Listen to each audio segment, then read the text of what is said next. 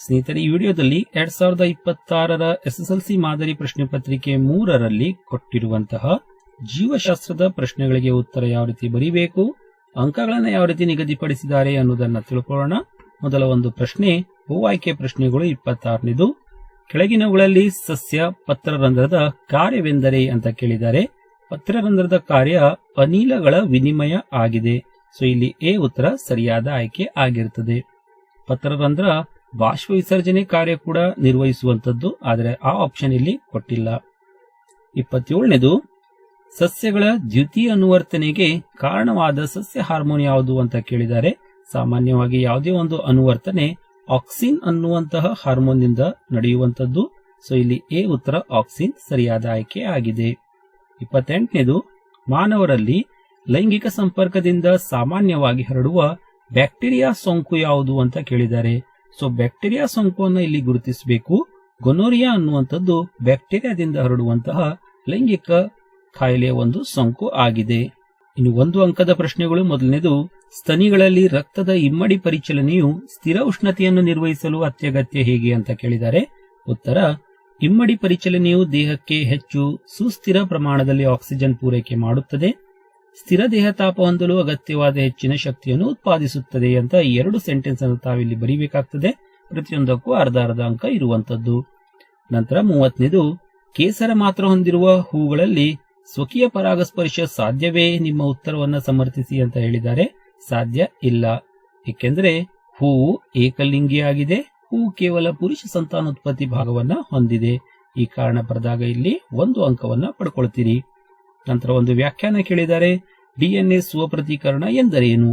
ಉತ್ತರ, ಕೋಶ ವಿಭಜನೆಯ ಸಿದ್ಧತಾ ಹಂತದಲ್ಲಿ ಜೀವಕೋಶದ DNA ತನ್ನನ್ನು ತಾನು ನಕಲುಗೊಳಿಸಿಕೊಳ್ಳುತ್ತದೆ. ಇದನ್ನು DNA ಸ್ವಪ್ರತೀಕರಣ ಎನ್ನುತ್ತಾರೆ. ಇದಕ್ಕೆ 1 ಅಂಕ ಇರುವಂತದ್ದು. ಇನ್ನು 2 ಅಂಕದ ಪ್ರಶ್ನೆಗಳು. ಅದರಲ್ಲಿ 32ನೇದು, ನೆಫ್ರಾನ್ನ ರಚನೆಯನ್ನು ತೋರಿಸುವ ಚಿತ್ರವನ್ನ ಕೇಳಿದ್ದಾರೆ. ಜೊತೆಗೆ ಬಹುಮನ್ನ ಕೋಶವನ್ನು ಗುರುತಿಸಬೇಕು ಅಂತ ಹೇಳಿದ್ದಾರೆ. ಸೊ ಚಿತ್ರವನ್ನ ಈ ರೀತಿ ಸರಳವಾಗಿ ಬಿಡಿಸಿದಾಗ 1.5 ಅಂಕವನ್ನ ತಾವು ಪಡ್ಕೊಳ್ತೀರಿ. ಇನ್ನು ಭಾಗ ಬಹುಮನ್ನ ಕೋಶವನ್ನು ಗುರುತಿಸಿದಾಗ ಮತ್ತೆ ಅರ್ಧ ಅಂಕ ಇಲ್ಲಿ ಸಿಗುವಂತದ್ದು. ಇನ್ನು ಚಿತ್ರವನ್ನ ಸುಲಭವಾಗಿ ಬಿಡಿಸುವಂತ ಒಂದು ವಿಧಾನವನ್ನ ಇನ್ನೊಂದು ವಿಡಿಯೋದಲ್ಲಿ ತೋರಿಸಿಕೊಟ್ಟಿದ್ದೇನೆ. ಆ ವಿಡಿಯೋ ನೋಡಿ ಈ ಚಿತ್ರ ಬಿಡಿಸುವಂತದನ್ನ ತಾವು ಕಲಿಬಹುದು. ನೆಕ್ಸ್ಟ್ 2 ಅಂಕದ ಪ್ರಶ್ನೆ ಯಾವುದಂದ್ರೆ, ಪರಾವರ್ತಿತ ಚಾಪ ಎಂದರೇನು? ಅನೇಕ ಪ್ರಾಣಿಗಳಲ್ಲಿ ಪರಾವರ್ತಿತ ಚಾಪಗಳು ಕಾರ್ಯನಿರ್ವಹಣೆಯ ಪರಿಣಾಮಕಾರಿ ಮಾರ್ಗಗಳೆನಿಸಿವೆ ಏಕೆ ಅಂತ 2 ಪ್ರಶ್ನೆಯನ್ನ ಇಲ್ಲಿ ಕೇಳಿದ್ದಾರೆ. ಪರಾವರ್ತಿತ ಚಾಪಕ್ಕೆ ಉತ್ತರ ಈ ರೀತಿ ಬರೀಬೇಕು. ಒಂದು ಪ್ರತಿಕ್ರಿಯೆ ಒದಗಿಸಲು ಪರಾವರ್ತನೆಯ ಸಂದೇಶಗಳು ಹಾದು ಹೋಗುವ ಮಾರ್ಗ. ಇದಕ್ಕೆ 1 ಅಂಕ ಇರುವಂತದ್ದು. ನಂತರ ಇಲ್ಲಿ ಕಾರಣ ಏನು ಕೇಳಿದಾರಲ್ಲ ಅದಕ್ಕೆ, ಏಕೆಂದರೆ ಮೆದುಳಿನ ಆಲೋಚನಾ ಪ್ರಕ್ರಿಯೆಯು ಸಾಕಷ್ಟು ವೇಗವಾಗಿರುವುದಿಲ್ಲ. ಅನೇಕ ಪ್ರಾಣಿಗಳು ಬಹಳ ಕಡಿಮೆ ಅಥವಾ ಯಾವುದೇ ಸಂಕೀರ್ಣ ನರಕೋಶದ ಜಾಲವನ್ನು ಹೊಂದಿರುವುದಿಲ್ಲ ಅಂತ ಬರೆದಾಗ ಇನ್ನೊಂದು ಅಂಕವಿಲ್ಲಿ ಪಡ್ಕೊಳ್ತೀರಿ. ಒಟ್ಟಾರೆ 2 ಅಂಕ ಇರುವಂತದ್ದು. 34ನೇ ಪ್ರಶ್ನೆ 3 ಅಂಕದ ಪ್ರಶ್ನೆ. ಇಲ್ಲಿ ಮಾನವನ ಮೆದುಳಿನ ಒಂದು ಚಿತ್ರವನ್ನ ಕೇಳಿದ್ದಾರೆ. ಸೊ ಅದರಲ್ಲಿ ಹೈಪೋಥಾಲಮಸ್ ಮತ್ತು ಪಾನ್ಸ್ ಅನ್ನ ಗುರುತಿಸಬೇಕು. ಸೊ ಚಿತ್ರಕ್ಕೆ 2 ಅಂಕ ಇರುವಂತದ್ದು. ಭಾಗವನ್ನ ಗುರುತಿಸಿದಾಗ ಇನ್ನೂ 1 ಅಂಕವನ್ನ ತಾವಲ್ಲಿ ಪಡ್ಕೊಳ್ತೀರಿ. 3 ಅಂಕದ ಇನ್ನೊಂದು ಪ್ರಶ್ನೆ. ಅದರಲ್ಲಿ A, B ಅಂತ 2 ಪ್ರಶ್ನೆ ಕೇಳಿದ್ದಾರೆ. ತಂದೆಯಿಂದಲೇ ಮಗುವೊಂದರ ಲಿಂಗ ನಿರ್ಧರಣೆ ಆಗುತ್ತದೆ ಏಕೆ ಅಂತ ಕೇಳಿದ್ದಾರೆ. ಸೊ ಉತ್ತರ, ಎಲ್ಲಾ ಮಹಿಳೆಯರು ಒಂದೇ ರೀತಿಯ XX ವರ್ಣತಂತುಗಳನ್ನು ಹೊಂದಿರುತ್ತಾರೆ. ಎಲ್ಲಾ ಪುರುಷರು ಭಿನ್ನ ಜೋಡಿ XY ವರ್ಣತಂತುಗಳನ್ನು ಹೊಂದಿರುತ್ತಾರೆ. ತಂದೆಯು ಲಿಂಗಾಣುಗಳಿಗೆ X ಅಥವಾ Y ವರ್ಣತಂತುಗಳನ್ನು ಕೊಡುವ ಸಾಮರ್ಥ್ಯವನ್ನು ಹೊಂದಿರುವುದರಿಂದ ತಂದೆ ಮಾತ್ರವೇ ಮಗುವಿನ ಲಿಂಗ ನಿರ್ಧರಣೆಗೆ ಕಾರಣರಾಗಿರುತ್ತಾರೆ ಅಂತ ಬರೀಬೇಕು. ಅಥವಾ ಈ ಒಂದು ರೇಖಾನ ಒಂದು ಚಿತ್ರದ ಮೂಲಕ ಕೂಡ ಯಾವ ರೀತಿಯಲ್ಲಿ ಹೆಣ್ಣು ಗಂಡು ಮಗು ಹುಟ್ಟುತ್ತದೆ ಅಂತ ಅಲ್ಲಿ ತಾವು ತೋರಿಸಿದ್ರೆ ತಾವು 1 ಅಂಕವನ್ನ ಪಡ್ಕೊಳ್ತೀರಿ. ಇನ್ನು ಇಲ್ಲಿ ಬಿ ಅಂತ ಇನ್ನೊಂದು ಪ್ರಶ್ನೆ ಇದೆ. ಹಳದಿ ಬೀಜವನ್ನು ಉತ್ಪಾದಿಸುವ ಬಟಾಣಿ ಸಸ್ಯ ಅಂದ್ರೆ ಅದರಲ್ಲಿರುವಂತಹ ಲಿಂಗಾಣು YY. ಹಸಿರು ಬೀಜವನ್ನು ಉತ್ಪಾದಿಸುವ ಬಟಾಣಿ ಸಸ್ಯದೊಂದಿಗೆ yy ಸಂಕರಣಗೊಳಿಸಲಾಗಿದೆ. ಆಗ F2 ಪೀಳಿಗೆಯಲ್ಲಿ ದೊರೆತ ಫಲಿತಾಂಶವನ್ನು ತೋರಿಸುವ ಚೆಕರ್ ಬೋರ್ಡ್ ಬರೆಯಿರಿ ಅಂತ ಹೇಳಿದ್ದಾರೆ. ಸೊ F2 ಪೀಳಿಗೆಯನ್ನು ತಾವಿಲ್ಲಿ ತೋರಿಸಬೇಕಾಗತ್ತೆ.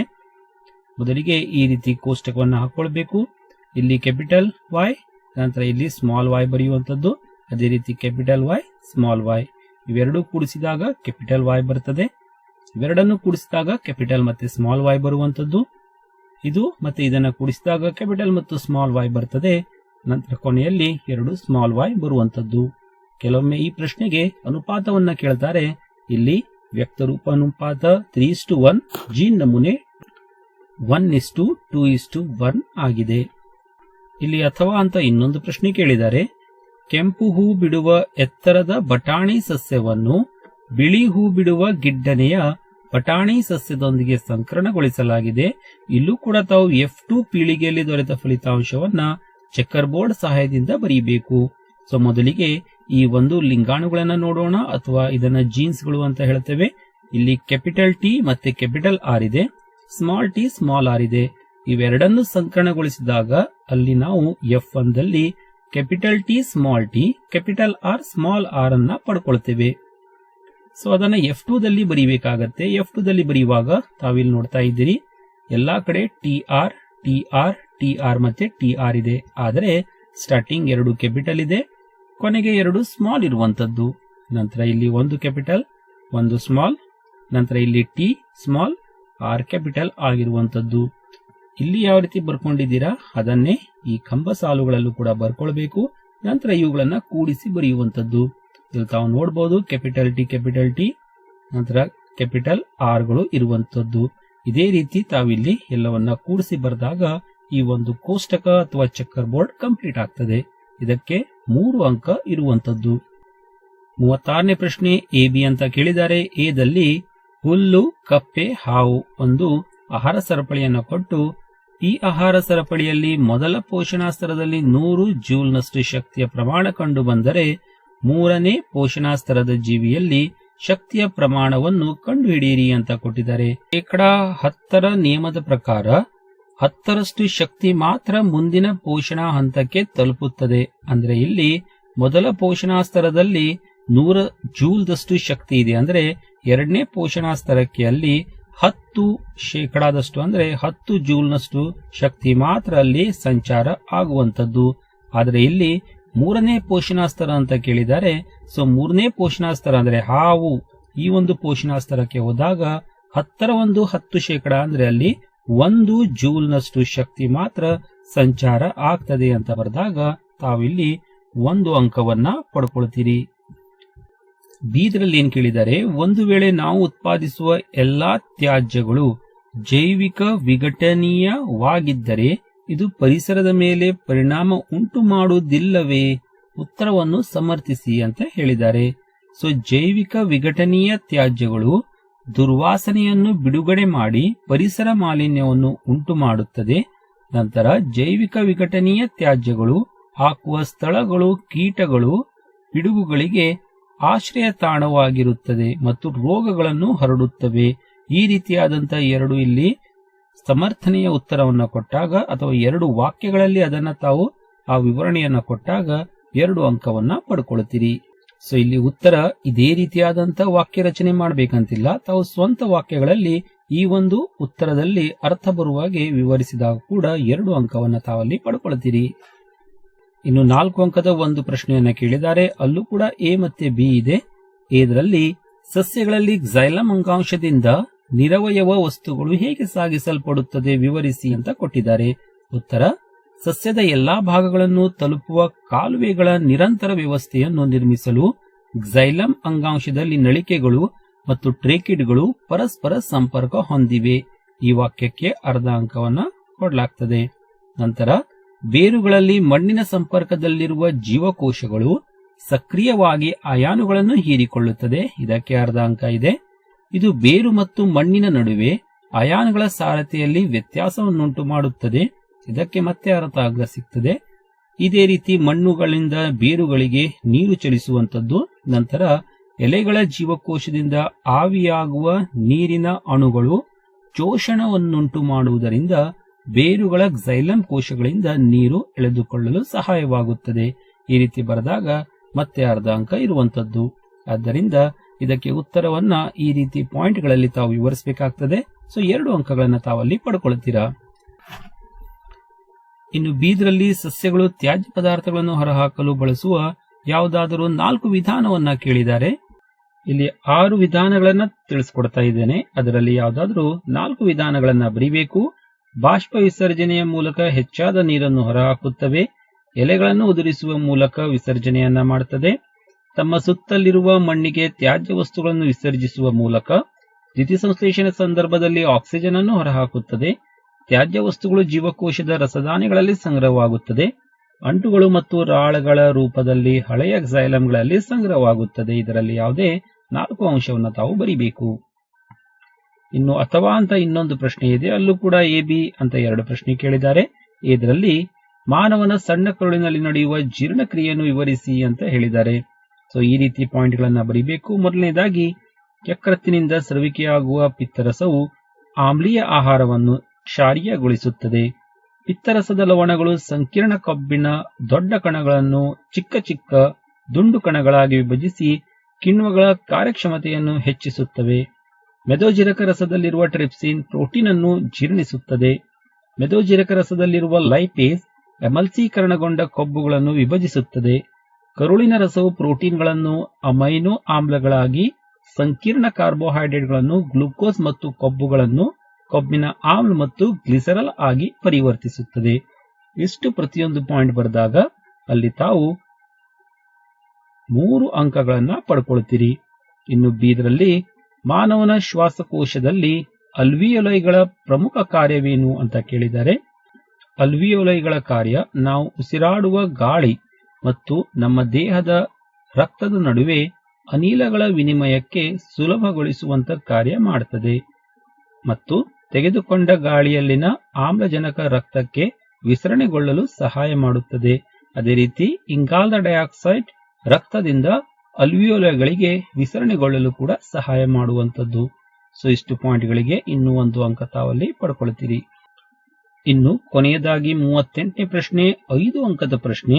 ಮೊದಲಿಗೆ ಇಲ್ಲಿ ಎ ಬಿ ಅಂತ ಒಂದು ಪ್ರಶ್ನೆ ಕೇಳಿದ್ದಾರೆ. ಇದರಲ್ಲಿ ಹೈಡ್ರಾ, ಸ್ಪೈರೋಗೈರಾ ಮತ್ತು ಅಮೀಬಾ ಇವುಗಳಲ್ಲಿ ಮರಿಜೀವಿಗಳು ಹೇಗೆ ಉಂಟಾಗುತ್ತದೆ ಅಂತ ಕೇಳಿದ್ದಾರೆ. ಹೈಡ್ರಾದಲ್ಲಿ ನಿರ್ದಿಷ್ಟ ಭಾಗದಲ್ಲಿ ಮೊಗ್ಗು ಬಾಹ್ಯವೃದ್ಧಿಯಾಗಿ ಬೆಳೆಯುವಂತದ್ದು, ಪೂರ್ಣ ಬೆಳೆದ ನಂತರ ಬೇರ್ಪಟ್ಟು ಸ್ವತಂತ್ರ ಜೀವಿಗಳಾಗುತ್ತದೆ. ಸ್ಪೈರೋಗೈರಾದಲ್ಲಿ ಬೆಳವಣಿಗೆ ಹೊಂದಿದ ನಂತರ ಸಣ್ಣ ಸಣ್ಣ ತುಂಡುಗಳಾಗಿ ವಿಭಜನೆ ಹೊಂದಿ ಈ ತುಂಡುಗಳು ಸ್ವತಂತ್ರ ಜೀವಿಗಳಾಗಿ ಅಭಿವೃದ್ಧಿ ಹೊಂದುತ್ತದೆ ಅಂತ ಬರಿಬೇಕು. ಮತ್ತು ಅಮೀಬಾದಲ್ಲಿ ದ್ವಿವಿಧರಣದ ಮೂಲಕ ತಾಯಿ ಕೋಶದಿಂದ 2 ಮರಿಕೋಶಗಳು ಉಂಟಾಗುತ್ತದೆ ಅಂತ ಬರಿಬೇಕು.